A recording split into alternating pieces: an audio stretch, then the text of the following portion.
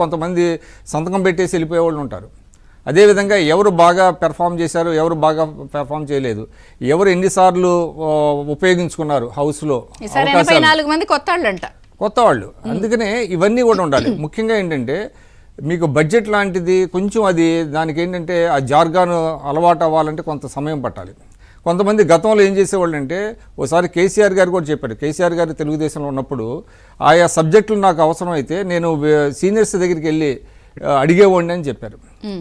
వ్యవసాయం అయితే నేను ఉమ్మారెడ్డి వెంకటేశ్వర దగ్గరికి వెళ్ళేవాడిని, సాగునీటి రంగానికి సంబంధించి అయితే విద్యాసాగరరావు దగ్గరికి వెళ్ళేవాడిని, ఇట్లాగ మాట్లాడే అది నిజం, వాస్తవం కూడా. తెలుగుదేశంలో కూడా ఏం చేస్తారంటే ఆ సబ్జెక్ట్ ఎక్స్పర్ట్స్ని కొంతమందిని పిలిపిస్తారు. నిన్న కూడా పిఎంఆర్ అని ఒక సంస్థ ఉంది.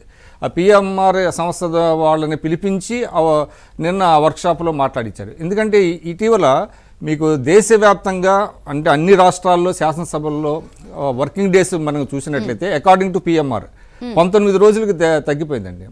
అంటే కేవలం ఏంటంటే సిట్టింగ్స్ ఏడాదికి సగటున 19 రోజులు. ఒకప్పుడు 100 రోజులు ఉండాలి, 100 రోజులు ఖచ్చితంగా 100 రోజులు పనిచేసేవి.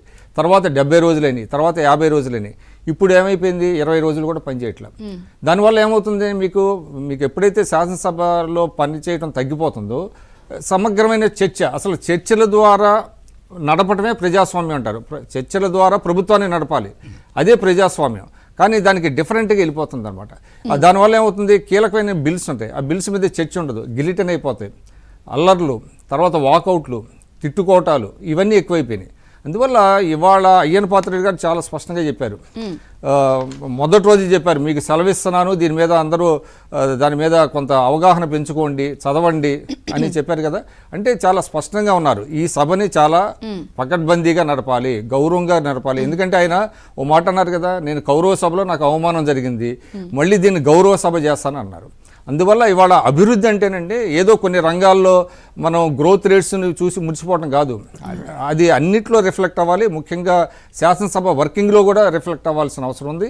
అది దానివల్ల ఏంటంటే శాసనసభ హోందాగా నడిచినట్లయితే అది కూడా ప్రజాస్వామ్యం కింద, అభివృద్ధి కింద వస్తుంది. అందువల్ల ఏదైతే చంద్రబాబు నాయుడు గారు తీసుకున్నటువంటి ఇనిషియేటివ్, అయ్యన్న పాత్రుడు గారు తీసుకున్నటువంటి ఇనిషియేటివ్ని మనం అభినందించాలి. ఇంకోటి ఈ సందర్భంగా జగన్మోహన్ రెడ్డి గారు నేను సభకి వెళ్ళలేదు, అది చాలా దానివల్ల అదేంటంటే మనకి కొన్ని ఉదాహరణలు చెప్తున్నాను. అమెరికన్ కాంగ్రెస్లో ఎవరైనా సభ్యులు కనుక వెళ్ళకపోతే, అంటే సభకు వచ్చి కొంతమంది అసలు సభ లోపలికి వెళ్ళరు, హౌస్కి చాలా అధికారాలు ఉంటాయండి, అరెస్ట్ చేసి తీసుకెళ్ళచ్చు లోపలికి సభ్యుల్ని. మీకు అమెరికాలో అరెస్ట్ చేసి, ఎందుకంటే కోరం తక్కువగా ఉన్నప్పుడు బయట సభ్యులు ఉండి లోపలికి రాకపోతే వాళ్ళని అరెస్ట్ చేసి లోపలికి తీసుకెళ్ళచ్చు. కానీ మన దగ్గర ఎందుకు లేదంటే అసలు ఇలాంటివి వస్తాయనే ఊహించాలి మన రాజ్యాంగకర్తలు. ఈ రకంగా బిహేవ్ చేస్తారు, హౌస్కి వెళ్ళరు, మైకులే. ఇప్పుడు ఆయనకి మైకు రాదు అని ఆయన ఊహించుకోవడం వచ్చి అడగాలి కదా. ఇంకోటి అండి, అంటే ఫ్లోర్ లీడర్గా ఉండేవాళ్ళు అందరికీ వస్తుంది, తర్వాత అనేక సందర్భాల్లో మాట్లాడటానికి అవకాశం ఉంటుంది. అందువల్ల ఇవాళ 60 డేస్ కనుక వర్కింగ్ డేస్లో ఆయన గైర్హాజరైతే ఆయన ఆటోమేటిక్గా ఆయన అది రద్దు చేసేటువంటి అవకాశం స్పీకర్ గారికి ఉంది. ఓకే, సో 60 డేస్ లోపు ఆయన కానీ ఇప్పుడు డిప్యూటీ స్పీకర్ గా రఘురామ కృష్ణరాజు గారిని నియమించారు. ఇది అద్భుతం. అయ్యన్న పాత్రుడు గారు అంటే అసలు మామూలుగానే ఆయన గతంలో ఎలా వ్యవహరించారు, ఇప్పుడు ఇద్దరు ఉన్నారు కాబట్టి అసలు వచ్చే అవకాశం ఉందంటారా? ఇప్పుడు ఆయన వస్తాడా లేదా అనేది అప్రస్తుతం అండి. ఆయన రాకపోతే నష్టపోయేది పులివెందుల ప్రజలు ఇవాళ. ఎందుకంటే వాళ్ళ ఎమ్మెల్యే ఏంటంటే అర్థం ఏంటంటే ఇవాళ మనది అంటే ప్రాతినిధ్య ప్రజాస్వామ్యం అంటాం, అంటే రిప్రజెంటేటివ్ డెమోక్రసీ. ప్రజలందరూ వెళ్ళి సభలో కూర్చోరు కాబట్టి తమ ప్రతినిధులుగా ఒక మనిషిని పంపిస్తారు. ఇవాళ మీకు పులివెందుల సమస్యలను ప్రస్తావించడానికి ఎవరుంటారు, ఆయన అది రాజీనామా చేయాలి, వేరొకళ్ళు వెళ్తారు ఆయన వెళ్ళకపోతే కనుక. లేకపోతే ఏమవుద్దంటే ఆయన పులివెందులకి నష్టం చేసిన వాళ్ళు అవుతాడు. ఇంకోటి అండి, దీంట్లో కూడా కొన్ని సంస్కరణలు తేవాలండి. వాళ్ళ అన్ని రంగాల్లో సంస్కరణలు ప్రవేశపెట్టాం. అదేవిధంగా ఇవాళ లెజిస్లేటివ్ వర్క్లో కూడా కొన్ని సంస్కరణలు తేవాల్సిన అవసరం ఉంది.